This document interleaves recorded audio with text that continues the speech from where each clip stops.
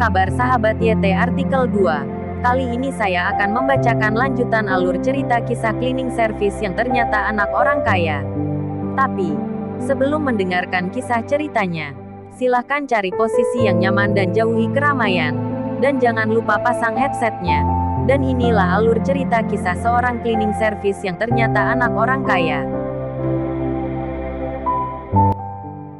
Episode 241, Kisah Seorang Cleaning Service yang Ternyata Anak Orang Kaya. Ketika Rahman keluar dari kantor Raka, dia melihat bahwa Hanzo benar-benar berlutut di pintu gerbang. Dia tidak memandang rendah Hanzo di dalam hatinya, tetapi dia berpikir bahwa orang ini benar-benar berkarakter. Mengangkatnya, lalu meletakkannya, pasti bisa tahan terhadap penghinaan. Berlutut di gerbang perusahaan selama sehari bukanlah sesuatu yang dapat dilakukan atau diambil keputusan oleh siapapun. Namun, dari mata Hanzo, Rahman bisa merasakan keengganan dan ketidakenakannya. "Rahman, aku minta maaf. Aku minta maaf atas kesembronoanku sebelumnya, tolong jangan bertemu denganku lagi."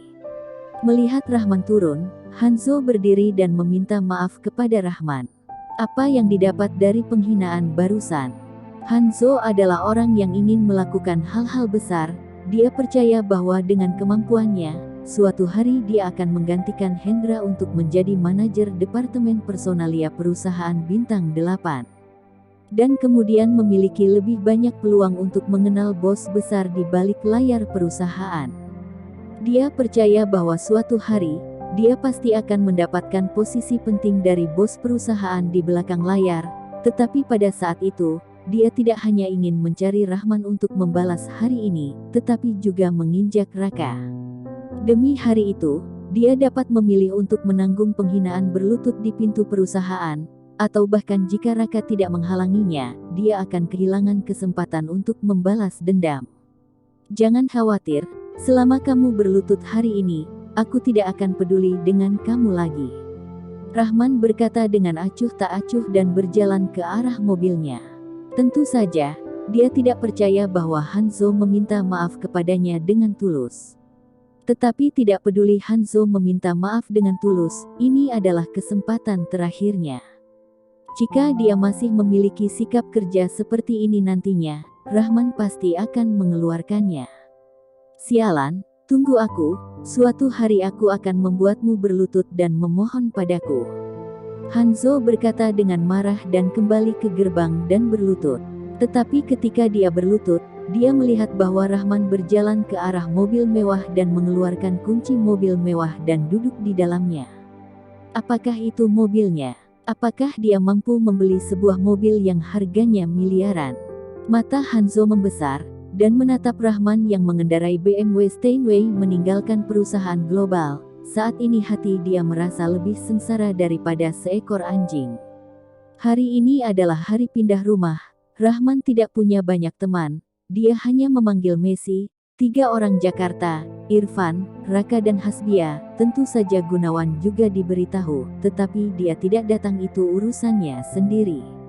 Karena gara-gara masalah donasi terakhir kali membuat 4 kepala keluarga terpaksa keluar banyak uang, sejak itu Gunawan sudah tidak pernah lagi menghubunginya. Adapun Albuchori dan orang-orang besar lainnya di kota, dia tidak mengatakannya lagi. Lagi pula tamu hari ini banyak orang, dan jika Albuchori dan yang lainnya datang mungkin kurang baik. Karena dia tahu bahwa Rina pasti akan memberitahu banyak orang untuk datang.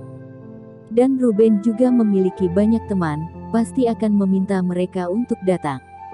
Tapi yang mengejutkan Rahman, Ruben baru saja memanggil Alpius, seorang temannya. Sebenarnya setelah Ruben sudah memberitahu Albagus dan Gibran bahwa Rahman yang membeli rumah itu, kemudian mereka tidak tertarik. 2 orang tua itu masih memiliki banyak pertimbangan terhadap Rahman. Jadi setelah mendengar Rahman ingin pindah rumah, tentu saja tidak mungkin bagi mereka untuk datang. Ketika Alpius datang, Rahman keluar untuk menjemputnya. Ketika dia melihat rumah baru Rahman yang sangat mewah, Alpius yang menjadi seorang guru juga terkejut. Dia tahu bahwa Rahman bukanlah orang biasa-biasa saja, tanpa diduga Rahman lebih sukses daripada yang dia pikirkan. Rumah mewah dengan harga belasan miliar, yang tidak terjangkau oleh orang kaya biasa. Di bawah kaki gunung kota Mushiro.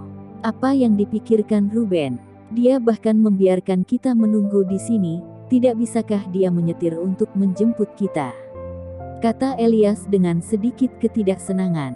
Mereka mengemudi sampai di sini, lalu menelpon Ruben dan bertanya kepada mereka di mana rumah baru Rahman. Ruben bahkan meminta mereka untuk menunggu di sini. Bukankah ini hanya tipuan?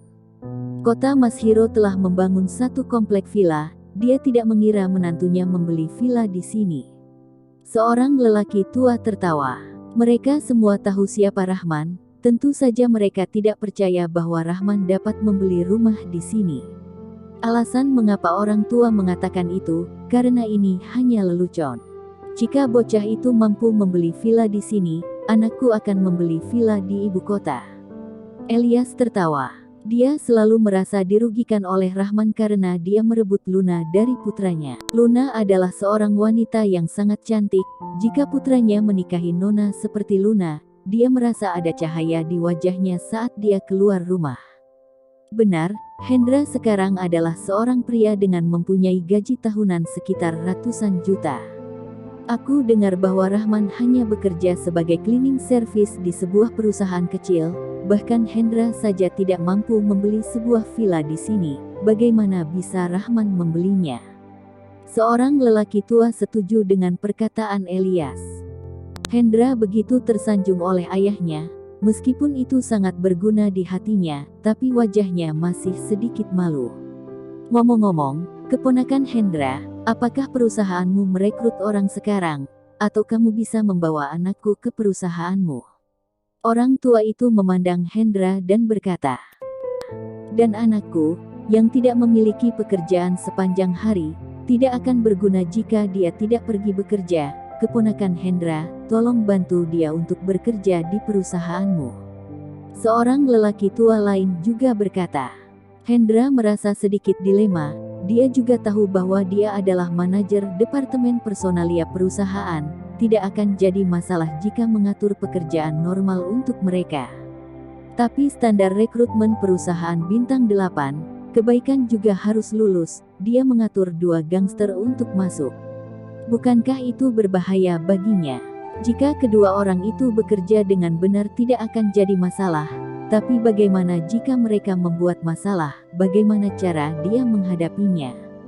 Paman, perusahaan kami memang sedang merekrut orang, tetapi mereka harus melamarnya sendiri. Hendra berkata, bagaimanapun, dia tidak peduli dengan karyawan biasa. Pegawai biasa biasanya diinterview oleh Hanzo.